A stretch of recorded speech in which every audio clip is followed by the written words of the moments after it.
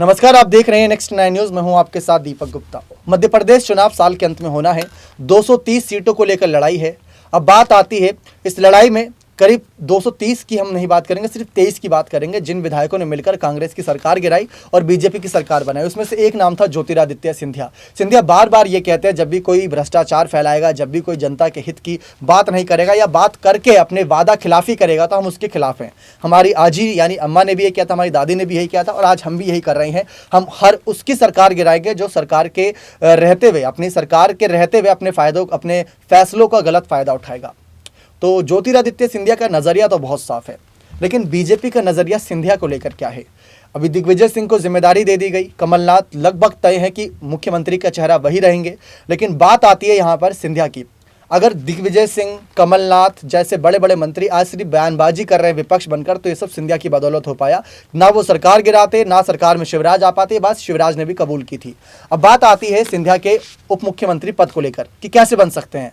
Congress party में अगर होते तो शायद नहीं बन पाते, क्योंकि कांग्रेस पार्टी का एक नियम है, एक पद एक व्यक्ति, एक समय पर एक व्यक्ति एक ही पद पर रहेगा। जैसे कि अगर गहलोत मुख्यमंत्री हैं तो वो अध्यक्ष नहीं बन सकते। बात आप सबको पता है। ये बहुत बड़ी लड़ाई थी जो सितंबर के महीने में 2022 में हुई।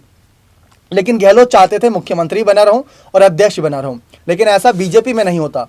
बीजेपी में एक उदाहरण दें तो जैसे कि अभी डिप्टी सीएम है देवेंद्र फडणवीस, वो कैबिनेट में भी एक बड़े मंत्री हैं, जो कहीं ना कहीं चुनावी कैबिनेट है, समिति है, उसके भी बड़े मंत्री हैं।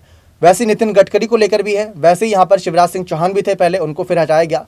तो वैसे अगर फडणवीस से हम तुलना करें सिंधिया की, अगर सिंधिया इस बार बीजेपी को ले आती है सत्ता में बहुमत के साथ, 230 सीटों में से अगर 116 प्लस सीटें आ जाती हैं, तो सिंधिया को क्या डिप्टी सीएम बनाया जा सकता है? बिल्कुल बनाया जा सकता है। जैसा कि हमने कहा कि सिंधिया कैबिनेट के मंत्री भी रह सकते हैं और पूर्व यहाँ पर कह सकते हैं, पूर्व नहीं बल्कि हालिया उप मुख्यमंत्री भी रह सकते हैं अगर चुनाव जीत जाती है बीजेपी। तो इन शर्तों पर यहाँ पर डिप्टी सीएम बने रह सकते हैं आराम से। डिप्टी सीएम के तौर पर यहाँ पर ज्योतिरादित्य सिंधिया, शिवराज मुख्यमंत्री रहेंगे। इससे एक फायदा ये होगा कि अगर कल को शिवराज उम्र के तकाजे की वजह से या किसी कारण की वजह से हटते हैं मुख्यमंत्री पद से, तो अगला मुख्यमंत्री का दावेदार बिना किसी लड़ाई के सिर्फ और सिर्फ सिंधिया होंगे, कोई और नहीं रहेगा। तो बीजेपी से ये एक अंतर्कलह खत्म हो जाएगी, क्योंकि बीजेपी में कई दावेदार हैं। सिंधिया तो अचानक से आए हैं, आप भी जानते हैं 2020 में अचानक से आए हैं, तो वहां से जो अचानक से आने वाला रोल है वो खत्म हो जाएगा और सिंधिया को जिम्मेदारी दी जाएगी। सिंधिया कहीं ना कहीं कांग्रेस के लिए बहुत ज़्यादा एक मुसीबत खड़ी करेंगे, क्योंकि आज के समय में भी देखें शिवराज जो है वो बड़ी आसानी से अपने सीएम पद का रास्ता साफ कर रहे हैं। किसकी वजह से? सिंधिया उनके लिए ढाल बने हुए हैं। जो भी सामने विपक्षी पार्टी कांग्रेस से बयानबाजी हो रही है वो सिर्फ सिंधिया को लेकर ज्यादा हो रही है, शिवराज को लेकर नहीं। अगर 100% बयानबाजी हो रही है तो 70% बयानबाजियों का हिस्सा सिंधिया है और करीब 30% हिस्सा शिवराज है।